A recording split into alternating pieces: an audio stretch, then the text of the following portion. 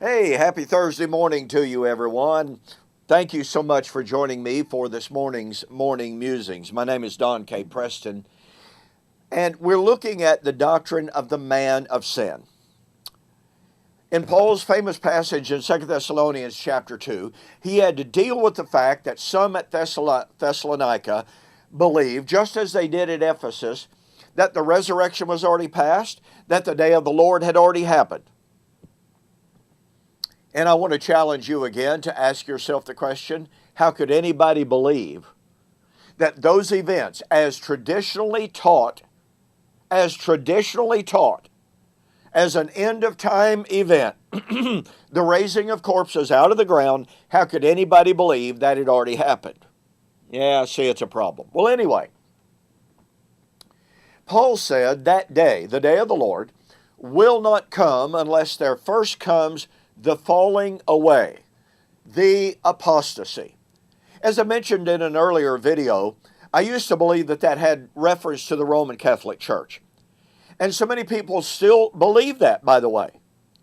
Now, I am not defending the Roman Catholic Church for her horrific sins through the centuries. Make no mistake about that, all right? I do not believe that there is any justification, however, for identifying the Roman Catholic Church or the papacy as the man of sin, i.e. the little horn of Daniel chapter 7. But to say the Roman Catholic Church and the papacy is not the fulfillment of prophecy does not excuse her for her sins, for her abuses of Scripture. Okay, I want to focus this morning on this concept of the apostasy. A very quick anecdote. Some years ago, I had a formal public debate, and we were talking about the day of the Lord, etc., etc., and I had a gentleman come up to me after during one of the breaks, and he said, look, you just simply cannot be right that the day of the Lord has already come because the Great Apostasy hasn't happened. And I said, really? I said, do you believe, he happened to be an Amillennialist, I said, do you happen to believe that Matthew 24, verses 4 through 34, 35, etc., were fulfilled in the first century prior to and involving the fall of Jerusalem in AD 70? And he kind of gave it this, and he thought for a moment. He said, well, yeah. He said Jesus was answering their question about the fall of Jerusalem. So all of those verses apply to the events leading up to consummating and Jesus' coming in AD 70. I said, okay, then let's do this. Let's go to Matthew chapter 24 and let's see what Jesus had to say. In Matthew 24, as Jesus predicted, as we've already seen, the persecution against the church, against his followers, he said, and then many will be offended and shall betray one another and shall hate one another. Now, persecution leading to an apostasy, a falling away. Then Jesus said, and many false prophets shall rise and shall deceive many. So, here is an added element of apostasy. Verse 12. And because iniquity. And folks, this is very specifically lawlessness, having to do with the man of lawlessness, the son of perdition, the man of sin, in 2 Thessalonians chapter 2. He is the lawless one. Okay, here is, because lawlessness will increase. Now watch what Jesus says. The love of many will wax cold. An interesting thing happens in the Greek here, however. In verse 10, it is simply, many will be offended. In verse 11, many shall be deceived.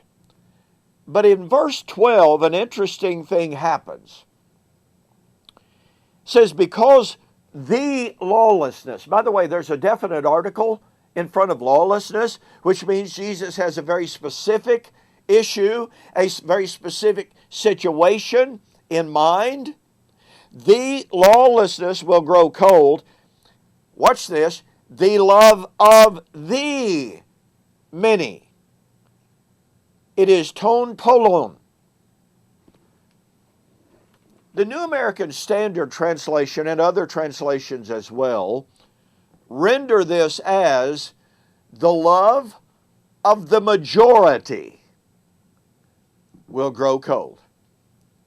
Now look, folks, Jesus is talking, as we've already pointed out, to his first century disciples. They will bring you before the Sanhedrins. This is Jewish persecution of Jesus' followers. Mark 13, 9 and following. So, here is Jesus predicting an apostasy of the majority. And in Luke chapter 18, Jesus predicted the persecution of his apostles and the first century saints. And he told a parable about a widow who kept going to a judge saying, "Avenge me on my elect."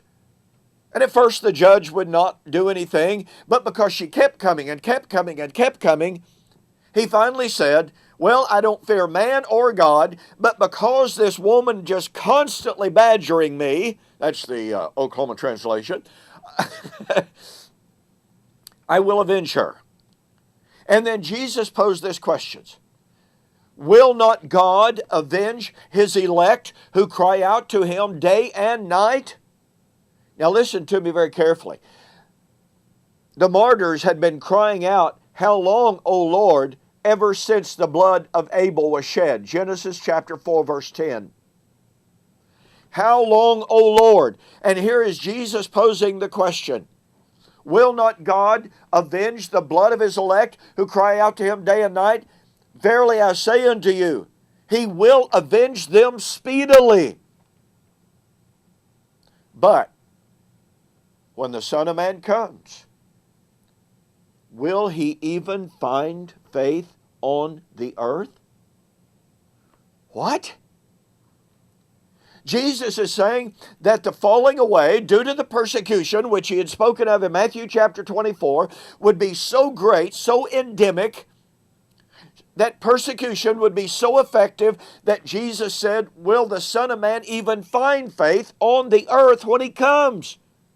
Folks, he's speaking to his first century apostles and what they were going to face. Now, unless we can demonstrate that the apostasy of Matthew 24 is a different apostasy from that of 2 Thessalonians chapter 2, one that is different from 2 Timothy chapter 4 or 2 Timothy chapter 3 or 1 Timothy chapter 4, unless we can prove that these are different apostasies from what Jesus spoke of in Matthew 24, from what Paul spoke of in 2 Thessalonians chapter 2, guess what? That means the great apostasy. The apostasy of, quote, the last days of 1 Timothy chapter 3, of the last days of 2 Timothy chapter 4. They were all in the first century, and the first century was the last days. Not the last days of time, but the last days of the Old Covenant age of Israel that ended in AD 70. Look, folks, the Great Apostasy happened in the first century. Look, in my book, We Shall Meet Him in the Air, The Wedding of the King of Kings, you'll find an awful lot of material in here that will help you to understand this issue.